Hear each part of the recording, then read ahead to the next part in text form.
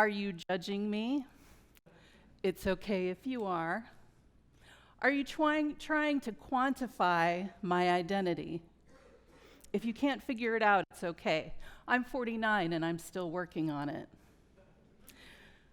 You probably didn't guess that my mother was Korean and my father was Hungarian Irish. They met in Korea and were married, and they moved to Houston, Texas, and that's where they adopted me. Life happened and they divorced when I was 5, and I began to live with my mother, Shin Dong-yim. It was really hard for Shin as a single mother. She barely spoke the language.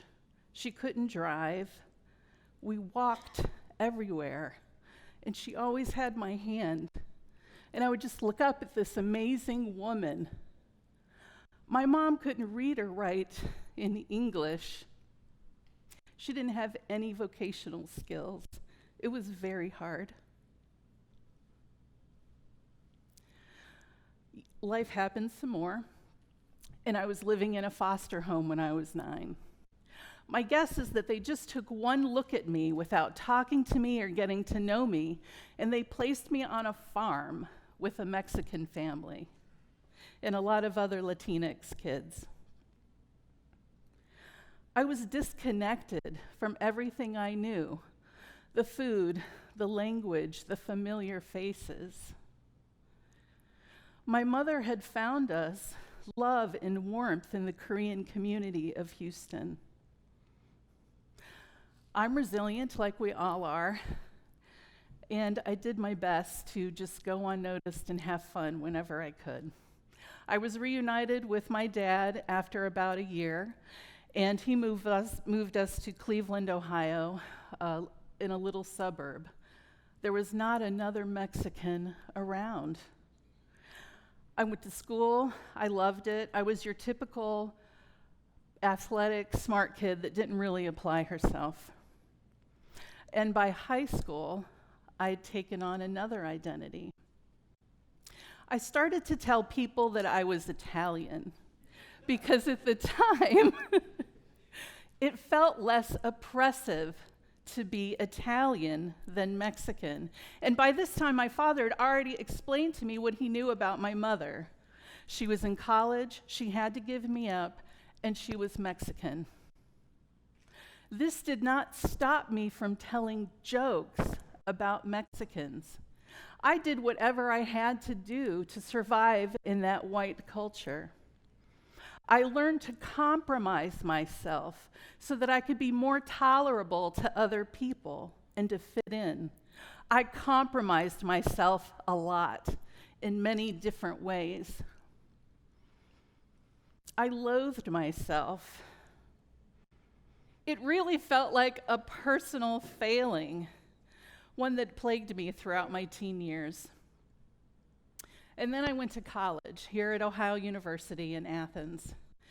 I was sitting in an African American studies class, and I realized I have roots, and my roots are special.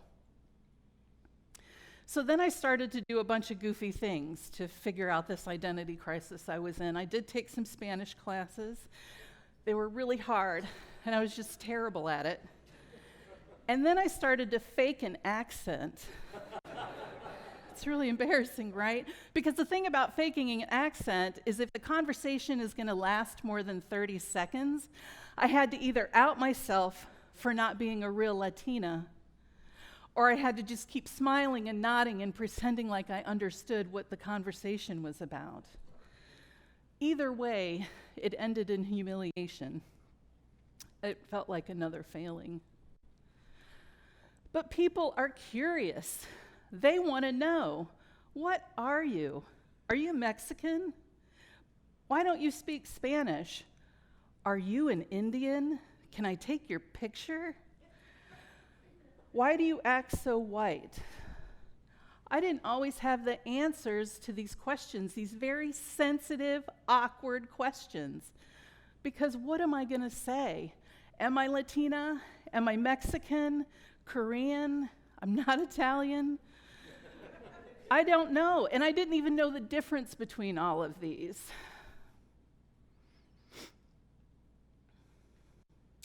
So I took a DNA test. This was going to give me my answer. And my friend and colleague at the time was in this process with me, and she got the test for me, this little kit. And while we were waiting on that, she found my biological mother and my biological mother's obituary. It was a morning I still don't have words for, and I'd given up my search for a biological family at that point. So the email came. I'm 46% Native American, I'm 45% European, and I'm 9% African Asian. This lacked any essential truth about who I am, right? It was going to take more than an email to get me to where I needed to be. And then that email came. New discoveries found for Evelyn Nagy. So I opened it, and I read, Evelyn, my name is Marie Dolores Medrano. And I knew my mother's last name was Medrano, and I knew I'd found someone. I'd found my tia, or my tia had found me. My biological mother's sister. So I learned all kinds of beautiful things about my mother, how complicated it was at the time of my birth, a reminder of how difficult it was to be a Latina in the 70s. So we continued talking and texting, and one evening my aunt very sweetly said, Evelyn, don't you want to know who your father is? And it just never occurred to me. So I found him on social media. My father has freckles, just like me. So I sent him an email, very open-ended with some photos, and I didn't hear anything back for a few months.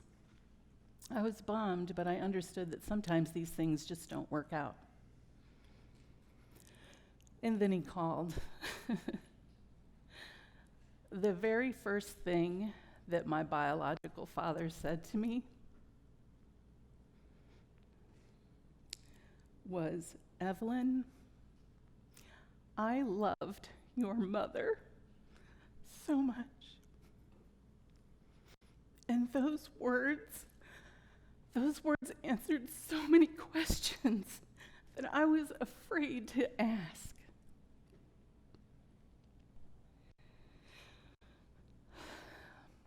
So I loaded up the family and we went down to Houston, and I met my biological father and my biological tia.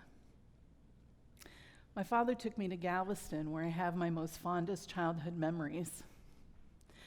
And we sat on the beach and we watched the waves, and he listened to my story.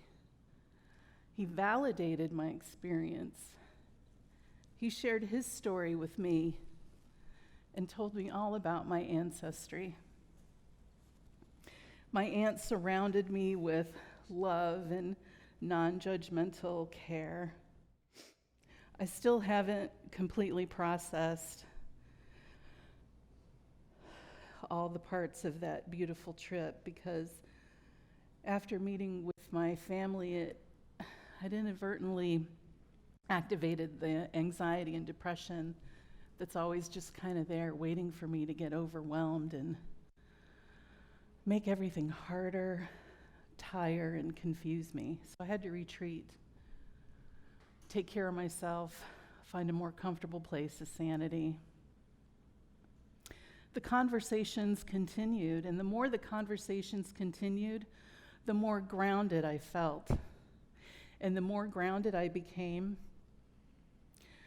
the more I was letting go of all of these toxic beliefs that were constricting my life and really covering up who I really am. So I I don't have all of the answers, but I did learn a few things, and that's really what I want to share with you today. I'm going to be judged no matter what I do or how I look. We all are. I'm choosing to be who I am today. I am enough. We are all enough, exactly as we are. I was allowing other people to define who I am, control my self-esteem, and tell me what I'm capable of. I'm taking that power back. And I've learned to cultivate love and compassion for myself. And this allows me to be honest and vulnerable. I feel really vulnerable right now. And this is what connects me to my truth about who I really am. Different is beautiful. Different is what I'll always be. Not better, not worse, just being me. I forgive and accept myself today. I forgive myself for doing whatever I felt like I had to do as a young woman surviving in the culture that I was living in. I'm establishing my own identity that's true to all of these parts of me. Because I'm at my best when I'm serving my family my childhood comfort foods of bulgogi, kimchi, tofu, telling them stories about growing up on the Gulf of Mexico, navigating new experiences with their grandmother, a Korean immigrant. I'm at my best when I painfully respond, "No hablo español bien," because it forces me to push myself through these self-made barriers between me and my heritage. I own my insecurities now about not feeling Latina enough.